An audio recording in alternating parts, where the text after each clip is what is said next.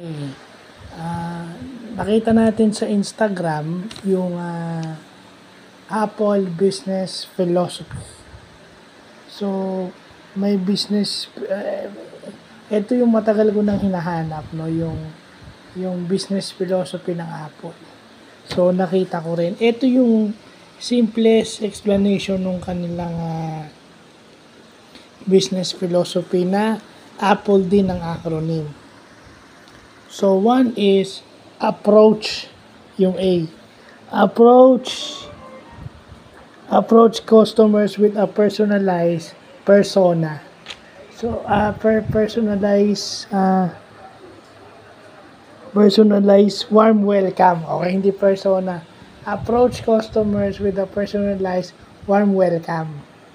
So, kailangan personalize yung pagbati mo at yung ngiti mo hindi scripted. Diba? Yung P is probe. Probe carefully to understand yung problema ng customer. That's yung P. Yung isa pang P is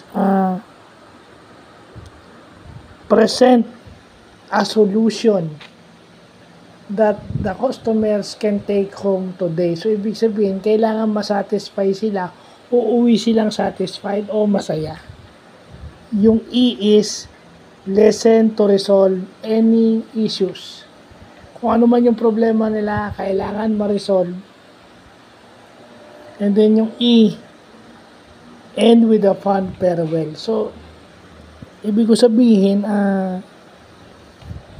ganun naman halos lahat naman ng businesses dapat ganito yung ganito yung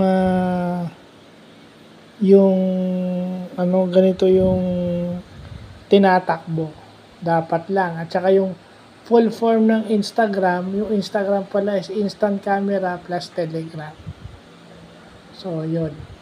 Ilalagay ko na lang sa description ng video na to kung ano yung ibig sabihin ng Apple Business Philosophy at saka full form ng Instagram. So again, another IT and computer science vlog ngayong araw na to.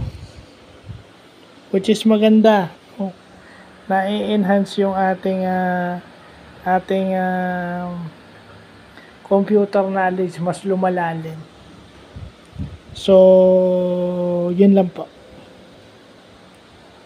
Hindi, habaan ko na. Gawin ko ng 3 minutes. Sige, gawin ko ng 3 minutes. No? Matagal ko na kasing hinahanap to. Itong business philosophy ng Apple, swerte nakita ko. Yung simplest explanation ng kanilang business philosophy. So, maganda't nalaman natin yan. So, yun. Unexpected, hindi ko inaasahan, nakita ko. So, pag hindi mo hinahanap talaga, makikita mo na lang. So, yun lang po.